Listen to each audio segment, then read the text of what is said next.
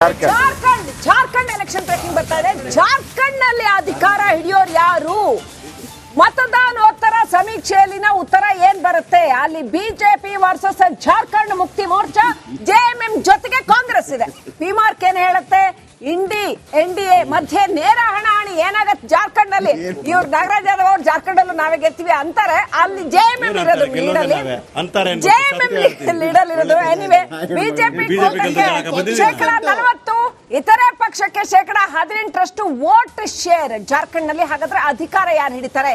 Seats ಎಷ್ಟು ಬರುತ್ತೆ? Exit poll ಏನ್ ಹೇಳುತ್ತೆ? ವೆರಿ ಕ್ರೂಷಿಯಲ್ ಜಾರ್ಖಂಡ್ ಎಲೆಕ್ಷನ್ಸ್ ಅಲ್ಲಿ ಒಟ್ಟು 81 ಸ್ಥಾನಗಳಿಗೆ ಕಾಂಗ್ರೆಸ್ 35%.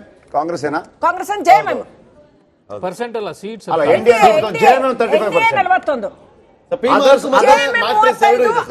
Others crucial. ಇಬ್ರು ನೆಕ್ ಟು ನೆಕ್ ಫೈಟ್ ಇದೆ. ಅದರ್ಸ್ ಏನಾದ್ರು ಯಾರ ಜೊತೆ ತೋರಿಸ್ತಾ ಇದ್ದೀರಾ? ಇಲ್ಲ, ಮಹಾಯುತಿ 190 ಇದೆ ಬೇರೆ ಚಾನೆಲ್ ಪ್ರಕಾರ, ಇವ್ರದ್ದು 48 ಇದೆ. ಮಹಾರಾಷ್ಟ್ರದ್ ನೋಡಿ, ಮಹಾರಾಷ್ಟ್ರದ್ದು ನಮ್ಮಲ್ಲಿ ಬರ್ತಾ ಇಲ್ಲ.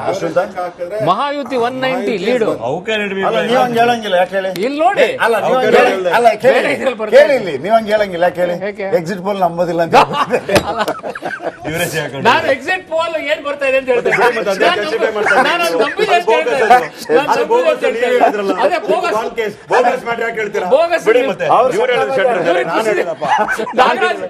ನಾಗರಾಜ್ ಯಾದವ್ ಖುಷಿ ನನ್ನ ಕಡೆ ಖುಷಿಯಿಂದ ನೋಡಿದ್ದು ಇದೊಂದು ವಿಚಾರಕ್ಕೆ ಮಾತ್ರ. ಇಲ್ಲಂತಂದ್ರೆ ನನ್ನ ಮಹಾರಾಷ್ಟ್ರದ್ದು ಅಷ್ಟರ ಮಟ್ಟಿಗೆ ಡಿಫ್ರೆನ್ಸ್ ಬರುತ್ತೆ ಕಾಣಿಸ್ತದೆ. ಅಲ್ಲಿ ಎತ್ತಬೇಕು. ನಾಗರಾಜ್ ಯಾದವ್ ಬಗ್ಗೆ ಆಶ್ಚರ್ಯ ಆಗೋದು ಏನಂತಂದ್ರೆ, ಅವ್ರು ಯಾವುದೇ ಡಿಬೇಟಿಗೆ ಬಂದ್ರು ಈಗ ಹೇಳ್ದಂಗೆ 3 ಸ್ಥಾನ ಗೆದ್ದು ಬಿಡ್ತೀವಿ ಸ್ವೀಪಿಂಗ್ ಆಗಿ ಹೇಳ್ಬಿಡ್ತಾರೆ. ಪಾಸಿಬಿಲಿಟೀಸ್ ಇಲ್ಲ ಅಲ್ಲಿ. 23ನೇ ತಾರೀಕು ಇದೆ ಮಾತಾ ಸರ್. ಗೆಲ್ಲಿಲ್ಲ ಅಂದ್ರೆ ಏನು? ಗೆಲ್ಲಿಲ್ಲ ಅಂದ್ರೆ ಏನು? ಪ್ರಜಾತ ಗೆಲುವು ಸೋಲು ಆದ್ರೆ ನಾವು ಅಷ್ಟು ಕಾನ್ಫಿಡೆನ್ಸ್ ನಾಗರಾಜ್ ಒಂದ್ ನಿಮಿಷ ನಾಗರಾಜ್ ಅವ್ರ ಕರಿ ಅದು ಬಿಡಿ.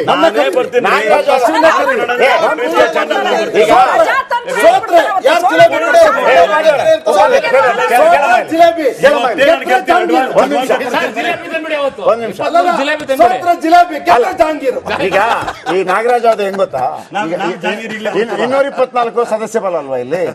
ಅವರು ಈ ನಮ್ಮ ಮಂಗಳೂರು ಉಳ್ಳಾಲ ಬಂದಾಗ ಪಕ್ಕದ ಕೇರಳದ ಮಂಜೇಶ್ವರ ಕೂಡ ಸೇರಿಸ್ಕೊಂಡ್ಬಿಟ್ಟು 225 ಅಂತ ಹೇಳ್ಬಿಡ್ತಾರೆ. ಅದು 224 ನಾವು ಪಕ್ಕದ್ದು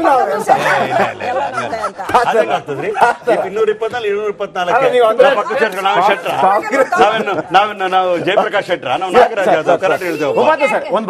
ಉಪಾಧ್ಯಾಯ ಸರ್. ನನಗೆ ಚನ್ನಪಟ್ಟಣದಲ್ಲಿ ಕಂಡು ಬಂದ ಒಂದು ಕೊನೆ ಹಂತಕ್ಕೆ ಬಂದ್ಬಿಡ್ತೀನಿ. ಜಾರ್ಖಂಡ್ಗೆ ಕೊನೆ ಹಂತಕ್ಕೆ ಏನು ಬಂತು ಅಂತಂದ್ರೆ, ಜಮೀರ್ ಅಹಮದ್ ಖಾನ್ ಹೇಳಿಕೆ ಇದೆಯಲ್ಲ, ಉದ್ದೇಶಪೂರ್ವಕನೋ.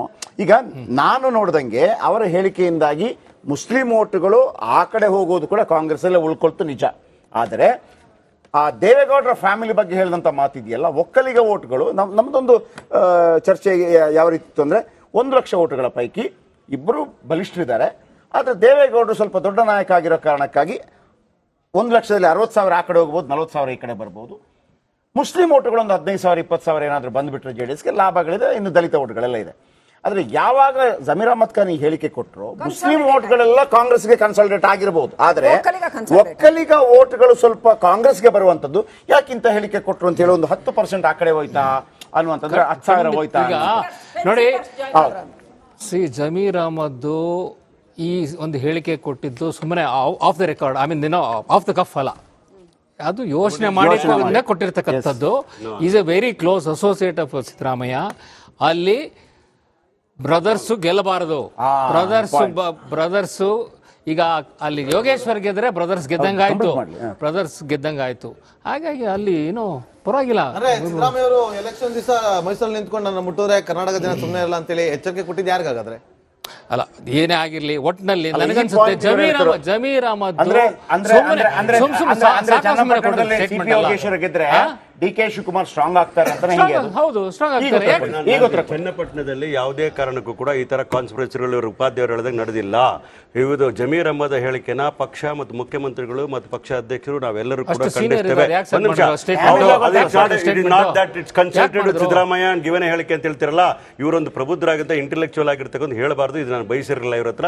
I didn't expect him to talk like this. ಅಲ್ಲ, that's the reality. ಒಂದು ನಿಮಿಷ ಹೇಳ್ತೀನಿ. Reality That is not- ಹೇಳ್ಬೇಕಲ್ವಾ? I'm telling you, that is not- that is not- no, that is not the reality at all. Sameer ಕೇಳ್ಕೊಳ್ಳಿ, ಇಲ್ಲ. ಕೇಳ್ಕೊಳ್ಳಿ madam. ಇಲ್ಲ, ನನ್ನ analysis. ಒಂದು ನಿಮಿಷ. ಸಮೀರ್ ನಿಮ್ಮ analysis ಇರಲಿ, I appreciate that one. ಮತ್ತೆ ಆದ್ರೆ ನಾನು appreciate ಹೇಳ್ತಾ ಮಾಡಿ. ಇದ್ದೀನಿ ಅಂದ್ರೆ Action should have been Zameer taken against him by now. ನಾವು ನೀವು ತಗೊಳ್ತೀವಿ ತಗೊಂಡಿದ್ರೆ ಮೇಡಮ್. ಬಿಡಿ ಮೇಡಮ್ ಹೌದು, ಮಾತಾಡ್ಲಿಕ್ಕೆ. ನೀವು ಅದ್ರ ಬಗ್ಗೆ ಬಹಳ ಸೀರಿಯಸ್ ತಗೊಂಡಿದ್ರೆ ನಾವು ಎಂಬುದಾಯ್ತು. ಸೀರಿಯಸ್ ಆಗಿ ತಗೊಂಡಿದ್ದೀವಿ. ಅಂತ ರೇಸಿಸಮ್ ಹೇಳಿಕೆಗಳನ್ನ ಕೊಡಬಾರ್ದು, notice ಎಂತ ಕೊಡ್ಬೇಕಲ್ಲ ವ್ಯಕ್ತಿಗಳು ಸರ್. ಕೊಡಬಾರ್ದು. Notice ಖಂಡಿತವಾಗ್ಲೂ ಕೂಡ we have taken the cognizance of this statement, Result ಬಂದ್ಮೇಲೆ which will definitely will take an appropriate action at appropriate time.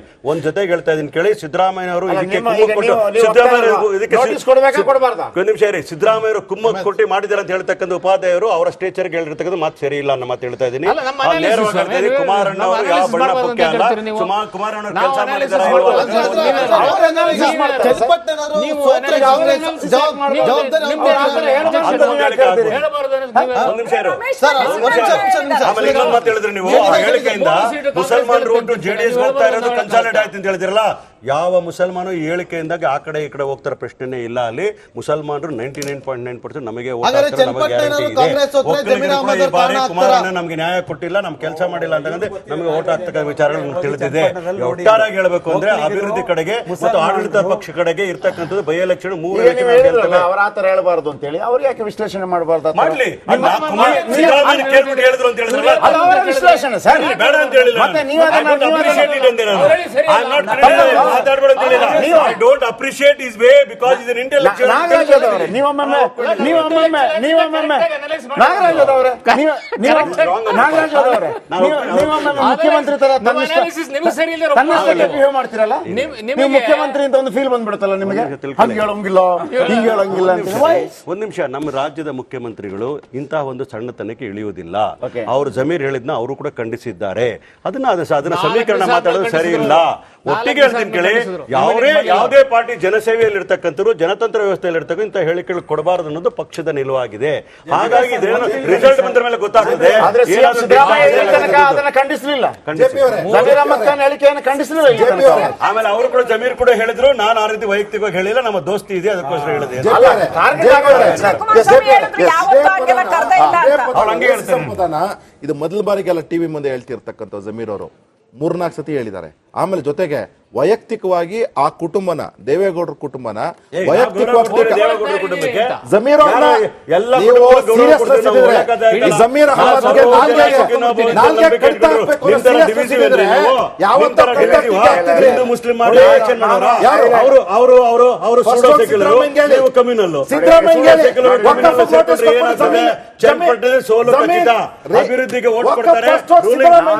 ಕೂಡ ಹೇಳ್ತೀನಿ ಕೇಳಿ, ನೀವು ಯಾಕೆ ಕೊಟ್ರಿ ಇವರು? ಯಾಕೆ